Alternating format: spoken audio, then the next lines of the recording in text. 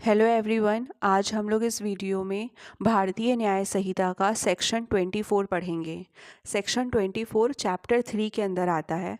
Chapter 3 deal करता है general exception से, मतलब चैप्टर 3 में डिफेंसेस दिए हुए हैं जो कि अक्यूज्ड, जो अभियुक्त है, उसको अपने प्रोटेक्शन के लिए यूज़ कर सकता है लाइबिलिटी से बचने के लिए।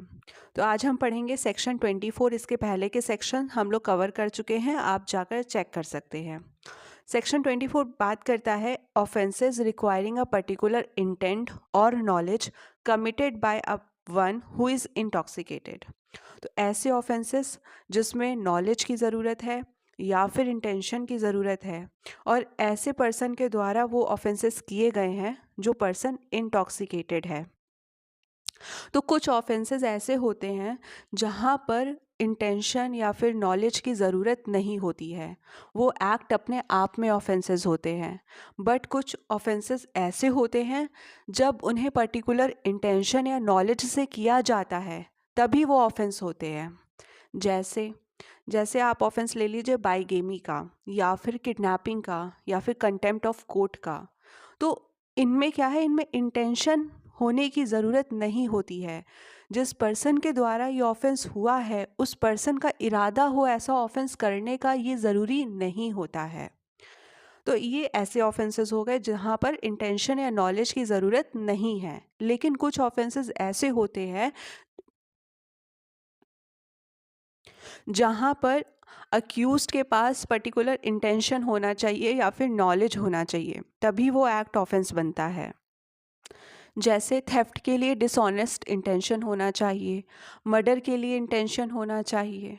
तो जहाँ पर एक एक्ट को ऑफेंस बनने के लिए मेंस रिया की ज़रूरत है, गिल्टी इंटेंशन की ज़रूरत है, यहाँ पर उन ऑफेंसेस के बारे में बात हो रही है। और उन ऑफेंसेस की बात नहीं हो रही है जहाँ पर इंटेंशन या नॉलेज की ज़रूरत नहीं है। तो आई होप आपको इतना क्लियर हुआ होगा कि यहाँ पर किसकी बात हो रही है। यहाँ पे उन ऑफेंसेस की बात हो रही है जहाँ पर अभियुक्त के पास एक पर्टिकुलर इंटेंशन या नॉलेज होना चाहिए ऑफेंस को करने का। स्टार्ट करते हैं। Section 24। In cases where an act is not an offence unless done with a particular knowledge or intention, a person who does the act in a state of intoxication shall be liable to dealt with as if he had the same knowledge as he would have had if he had not been intoxicated। तो यहाँ पर बोला जा रहा है कोई ऐसा act है, उस एक्ट को ऑफेंस बनने के लिए पर्टिकुलर नॉलेज और इंटेंशन की ज़रूरत है। वो एक्ट उस पर्सन के द्वारा किया गया है जिस पर्सन ने इंटॉक्सिकेशन लिया हुआ है, मतलब किसी भी तरीके का नशा किया हुआ है। इंटॉक्सिकेशन किसी भी सब्सटेंस से हो सकता है, कोई भी ऐसा सब्सटेंस जो व्यक्ति को नशे में कर रहा है, वो अपना मेंटल स्टेट खो रहा है, ऐसा कुछ भी हो सकता है।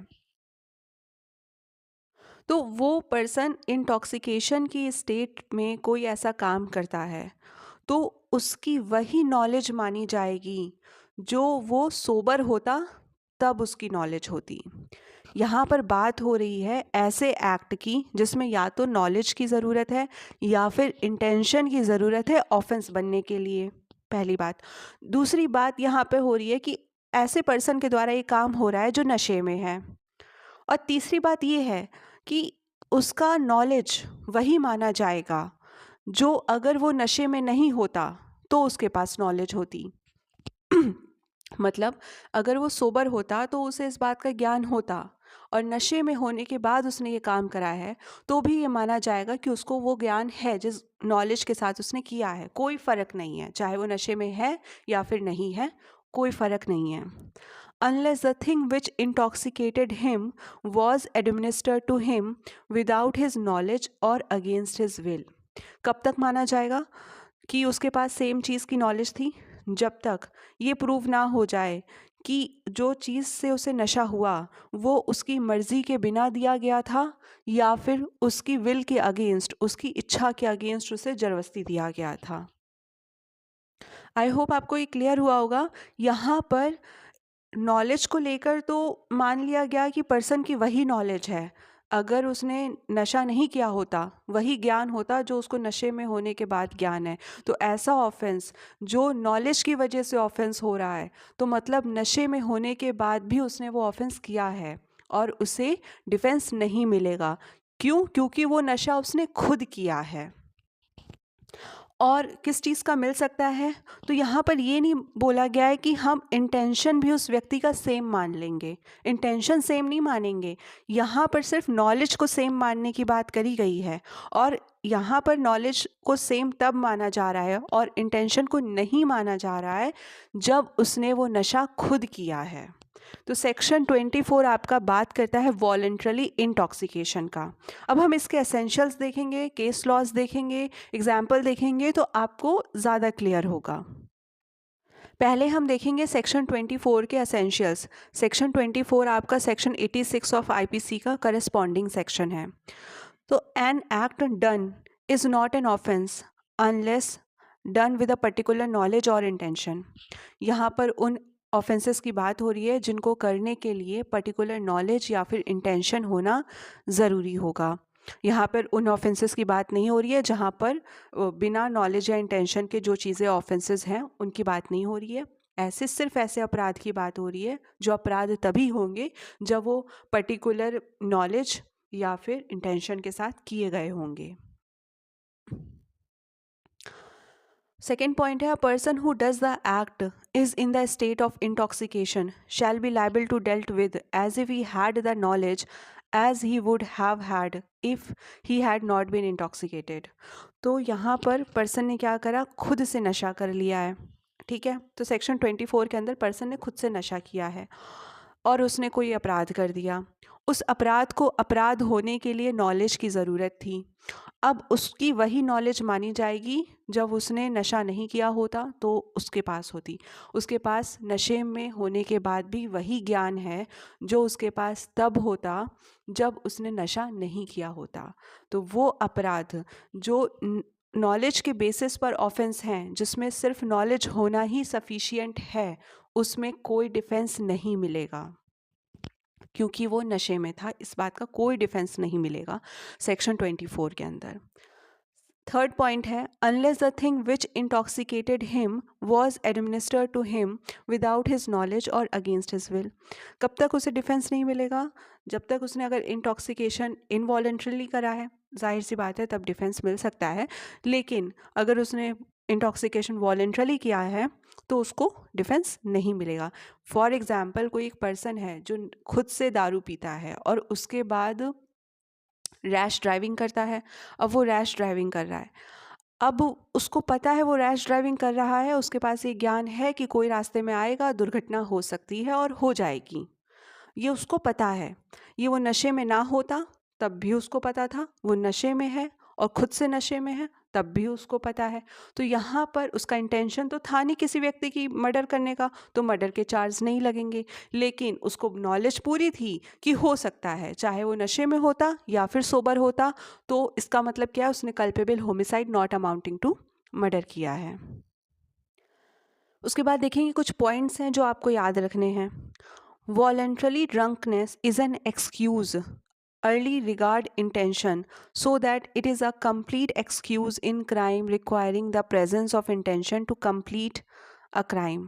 तो यहाँ पे बात हो रही है कि जब कोई पर्सन वॉलंटरली नशा करता है, तो वॉलंटरली नशा किया है तो उसको जो डिफेंस मिलेगा उसको डिफेंस सिर्फ उन ऑफेंसेस के लिए मिलेगा जिस ऑफेंसेस में इंटेंशन का होना अक्यूज्ड के अंदर ज़रूरी था। सिर्फ उन केसेस में मिलेगा, अदरवाइज नहीं मिलेगा। ठीक है, तो वॉलंटरली ड्रंकनेस में आप इतना समझिए कि एक अपराध को अपराध होने के लिए इंटेंशन का होना, मेंसरिया का होना ज़रूरी था। Mens rea in the form of intention, intention का होना ज़रूरी था। और क्योंकि वो नशे में था, तो मान लेते हैं कि वो नशे में था तो इंटेंशन वो फॉर्म नहीं कर सकता, इसलिए उसको डिफेंस मिल जाएगा कि हाँ उसका इंटेंशन नहीं होगा। जैसे हमने देखा कि एक पर्सन है जो रैश ड्राइविंग कर रहा है, तो हम मान सकते हैं कि उसका इंटेंशन नहीं होगा, लेकिन उसको नॉलेज पूरी थी, उसको पता था कि रैश ड्राइविंग कर रहा है तो जाहिर सी बात है कोई सामने आएगा तो एक्सीडेंट हो सकता है। सेकेंड पॉइंट है, this presumption of knowledge in case of voluntarily drunkenness is rebuttable presumption.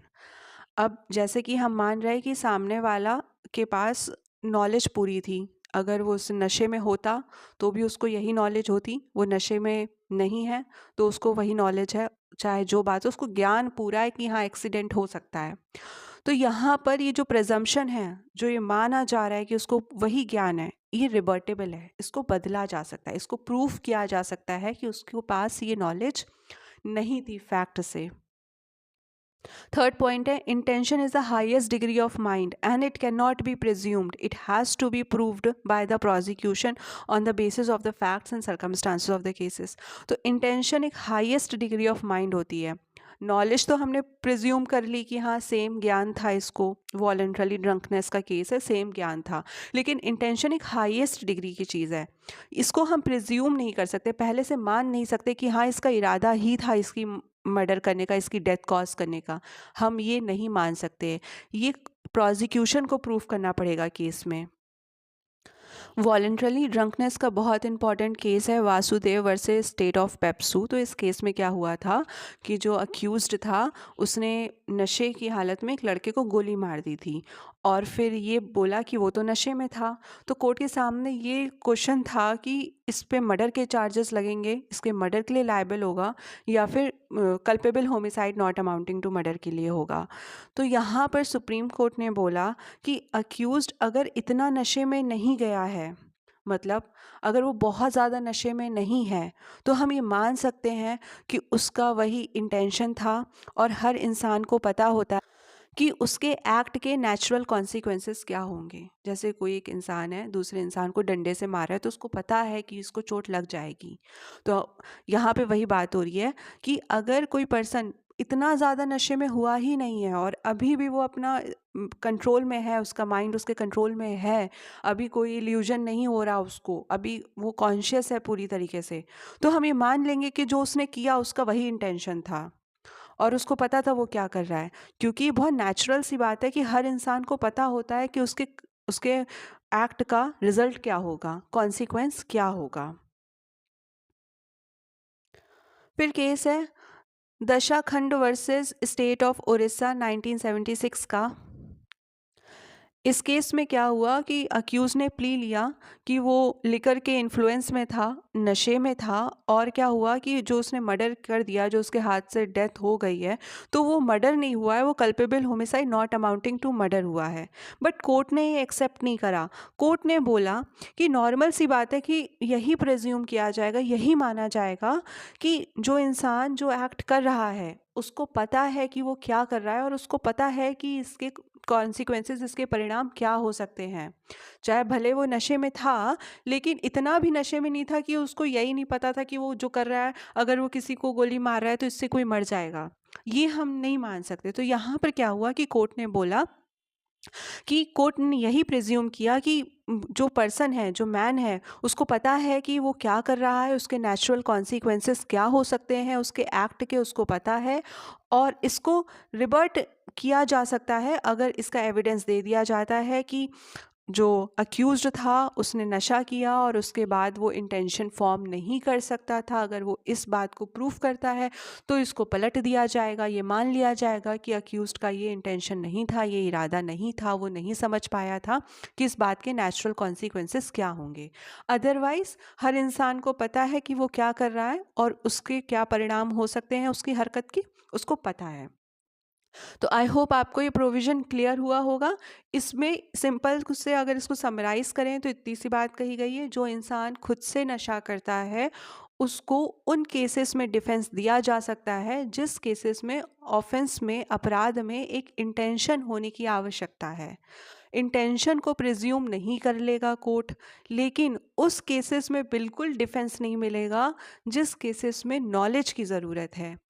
माना जाएगा कि सामने वाले व्यक्ति के पास, अक्यूज्ड के पास वही ज्ञान था जो वो नशे में ना होता तब उसको होता।